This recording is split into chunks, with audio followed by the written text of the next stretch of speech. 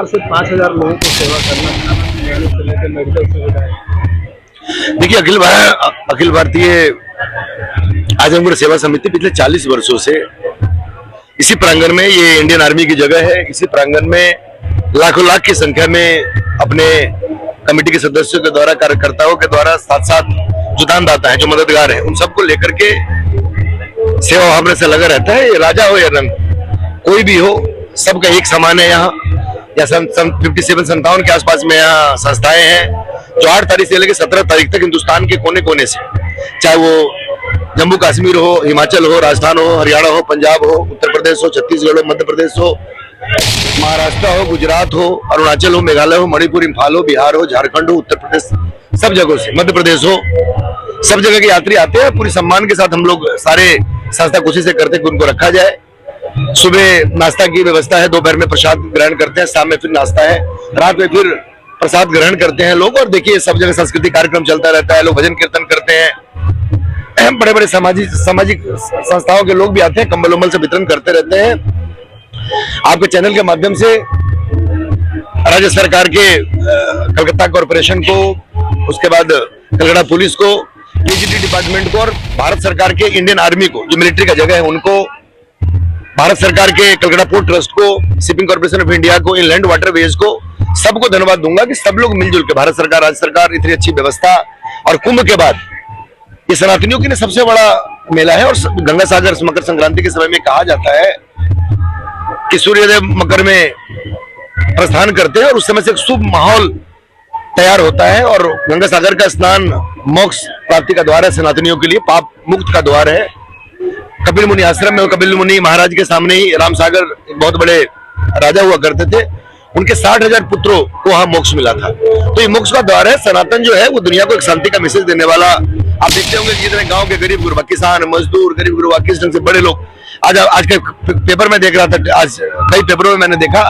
कि यूरोप से, यूएस से बड़ी संख्या में इस बार लोग सनातनी लोग आए हैं, जापान से आए हैं, फ्रांस से आए हैं, कोरिया से आए हैं, बहुत बड़ी संख्या में आए हैं। निश्चित तौर पे भारत के 140 करोड़ लोग से आए हुए विदेशी जो हमारे हिंदू परिवार के सनातनी है, सबका बहुत बहुत स्वागत है। और सबका अच्छे ढंग से मकर संक्रांति का ये पर्व मने, अच्छे ढंग से लोग सागर जाए, चाहे वो काकद्वीप हो, नाम खाना हो, जहाज ले, आराम से उस पर जेटी से जाए। सारी सरकारी और गैर सरकारी दोनों व्यवस्था है, लोग अपना स्नान करें, फिर अपने अपने घर को ट्रेन बस से जैसे वापस है शांतिपूर्ण ढंग से जाए। यही माँ गंगा से हमारी प्रार्थना है और यही कपिल मुनि महाराज जी से भी है। आपके चैनल के माध्यम से अपने एक कार्यकर्ता होने के, न सामाजिक कार्यकर्ता और साथ में अखिल भारतीय आजमगढ़ सेवा संघ का एक साधारण कार्यकर्ता होने के नाते राज्य के मुख्यमंत्री जी से भी मांग करूंगा कि अब कुंभ के बाद एक बहुत बड़ा ये सनातनियों का मेला हो गया है,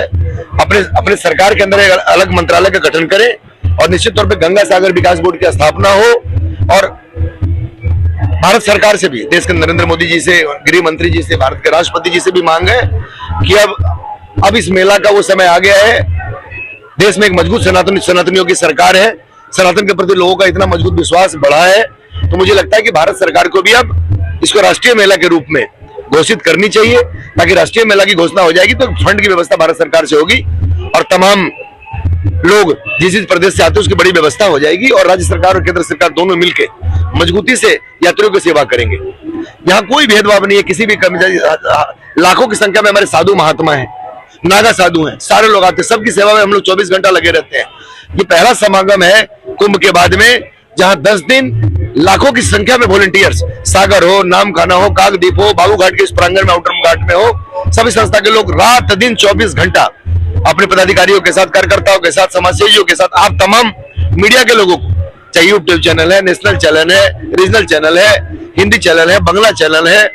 सभी चैनल को आप लोगों को भी धन्यवाद है कि आप लोग अपनी कीमती समय निकाल करके राज्य सरकार और केंद्र सरकार को उनके अच्छे और बुरे जो भी कार्य है या जो भी भूल चूक है उससे उनको अवगत कराते हैं, ताकि आने वाले समय में राज्य सरकार केंद्र सरकार दोनों ही